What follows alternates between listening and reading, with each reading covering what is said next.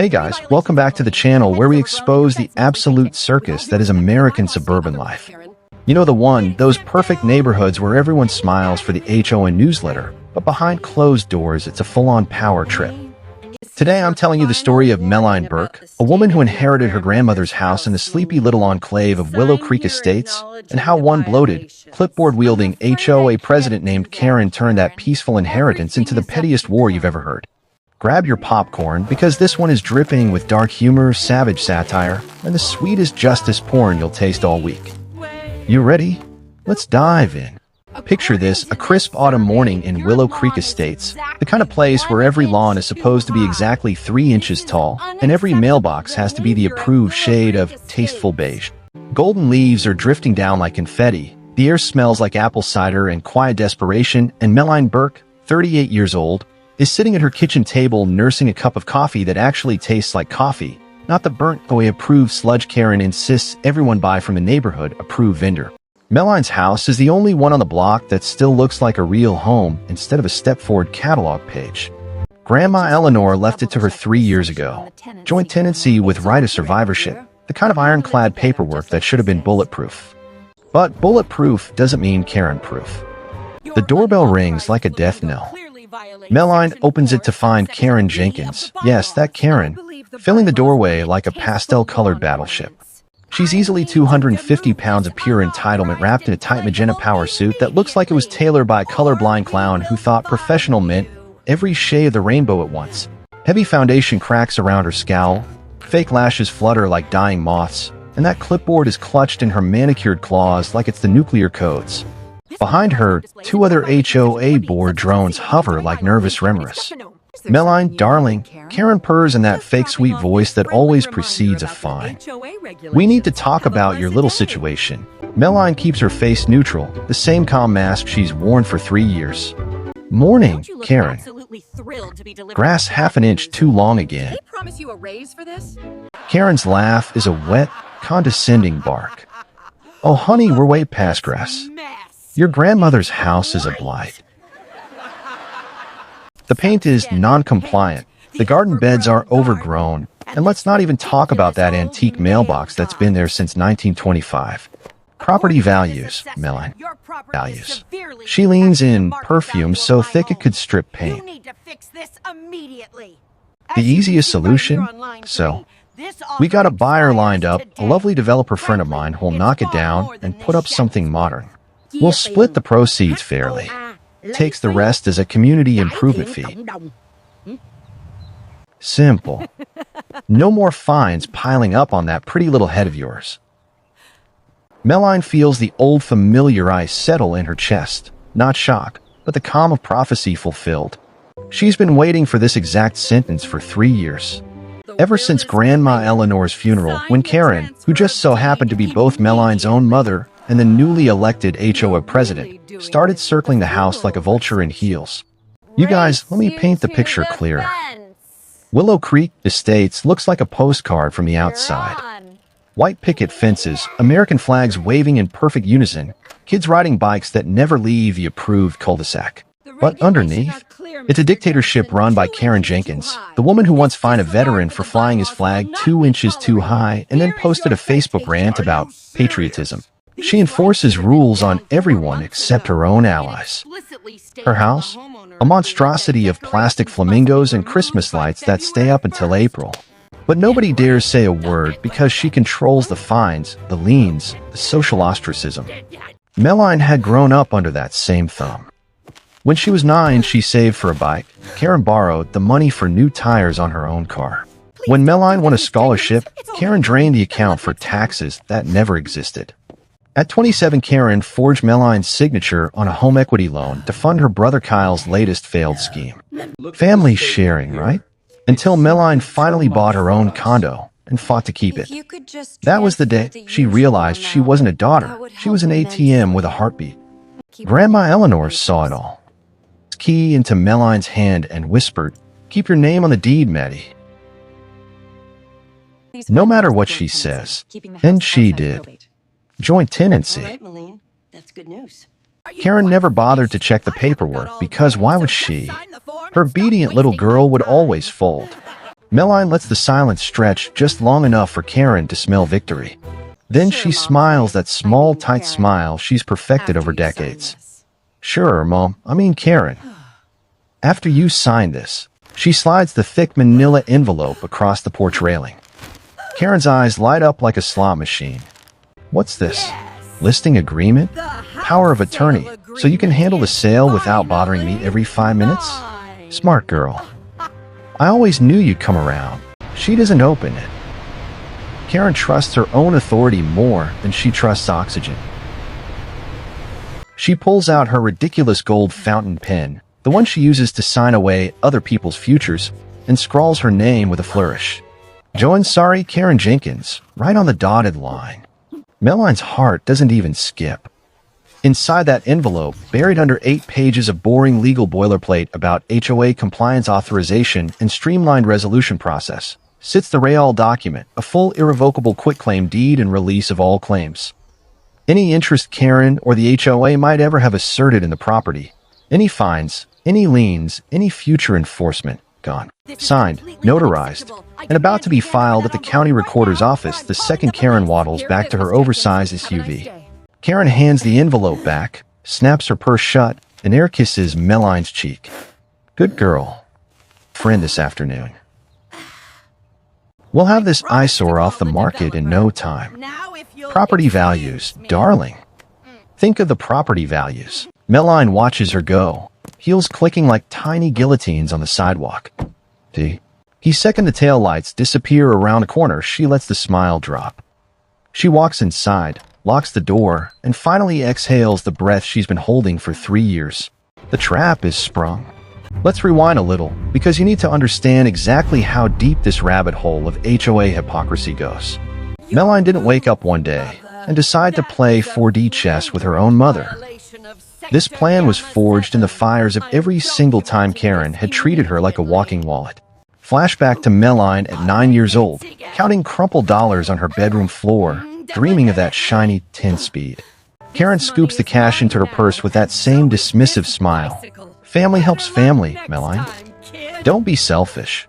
The bike was never mentioned again. Fast forward to high school. Karen drains the account for processing fees.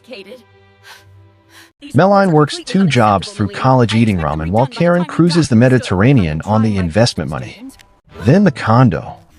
Signature on a $50,000 home equity line, so Kyle can start a boutique dog walking service that lasts 3 weeks. When Meline screams, Karen sips Chardonnay and sighs, "We're a team, honey. Sharing is caring." Grandma Eleanor watched it all with those sharp eyes. She made sure the deed was ironclad. She also made sure Meline had the key, literal and figurative. After the funeral, Meline sat in the quiet house that still smelled of lavender and old books and made a promise. No more. Nora Kane, the shark who specializes in intra-family asset disputes and HOA overreach.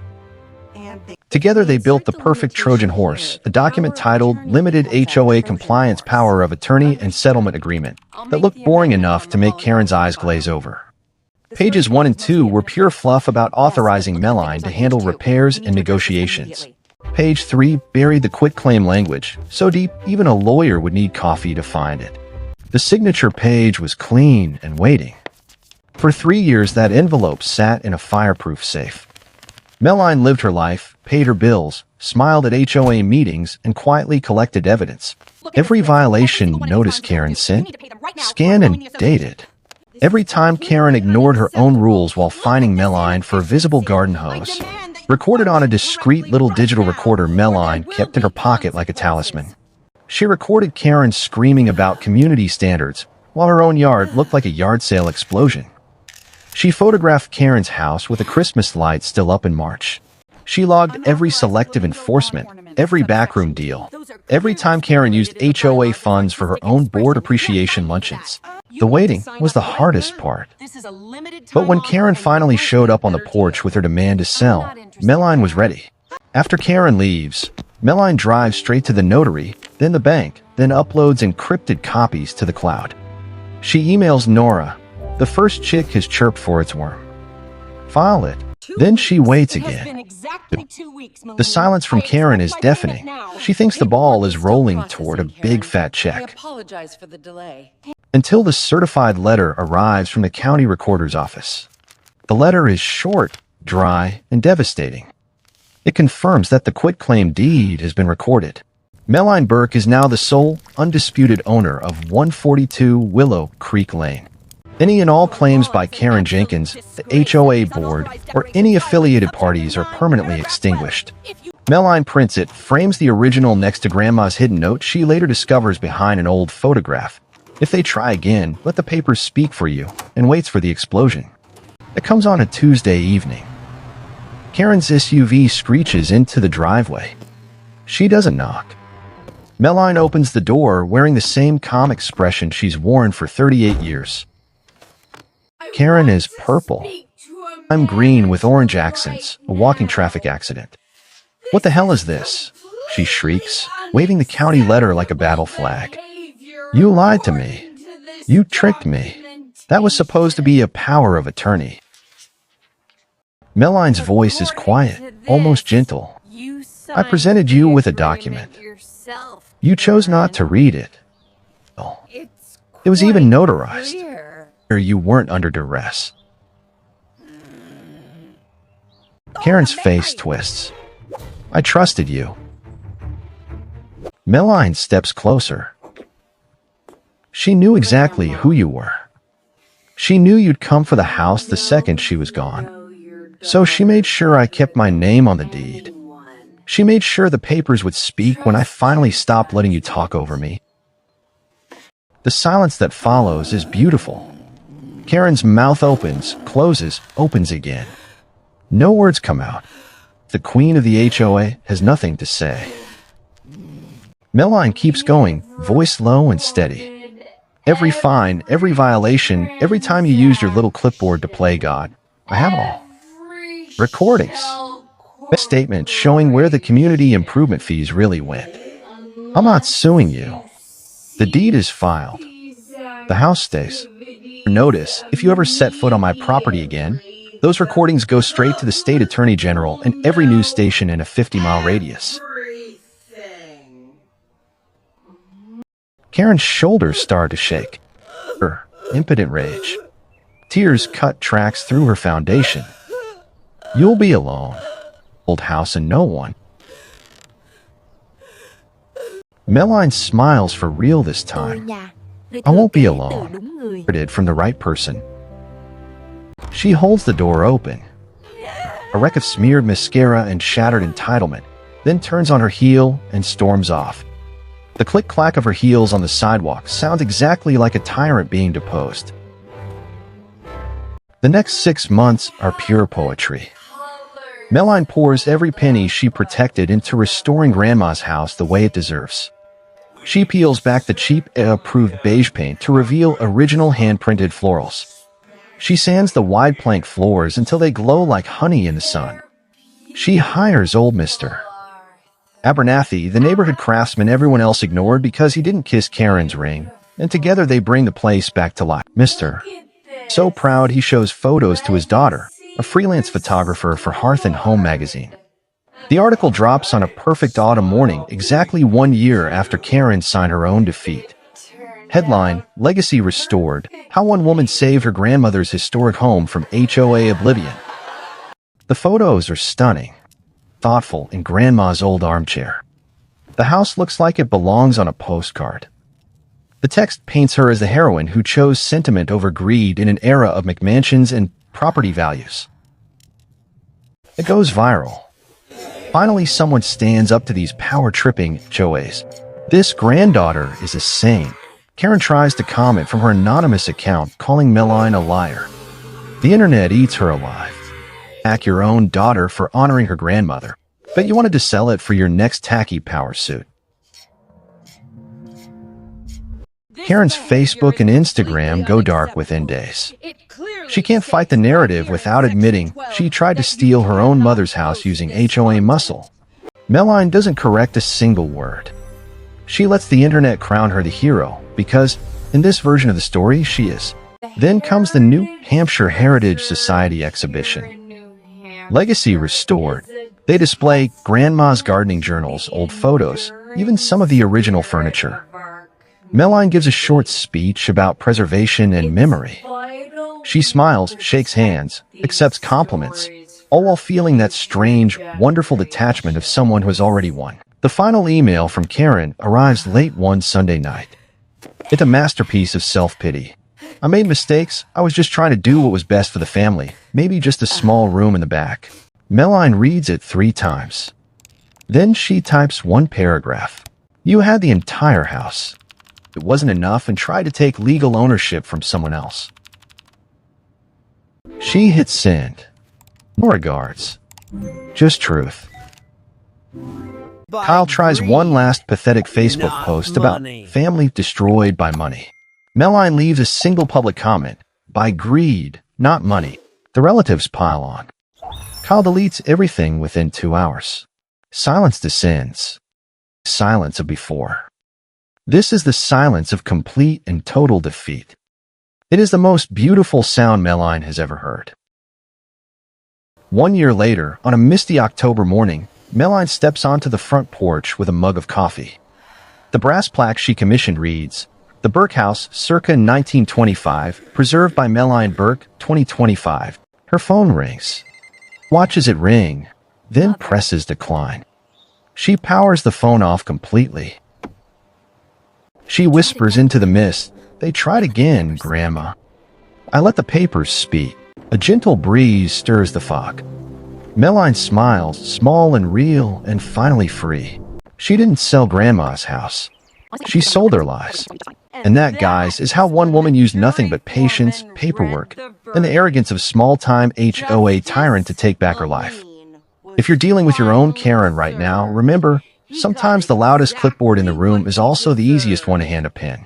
Drop a like if you love justice porn as much as I do. Subscribe for more HOA horror stories. And tell me in the comments, what's the pettiest rule your HOA has ever tried to enforce on you? I read every single one. Until next time, stay petty, stay smart, and never ever sign anything Karen hands you without reading it twice. In the end, Meline realized revenge wasn't loud or bloody. It was quiet, patient, and perfectly legal. Grandma's house still stands, warm and lived in, while Karen's little empire of fines and fear quietly crumbled. Sometimes the sweetest justice isn't the roar of victory. It's the soft click of a door closing for good and the even softer sound of someone finally learning they can't own what was never theirs to take.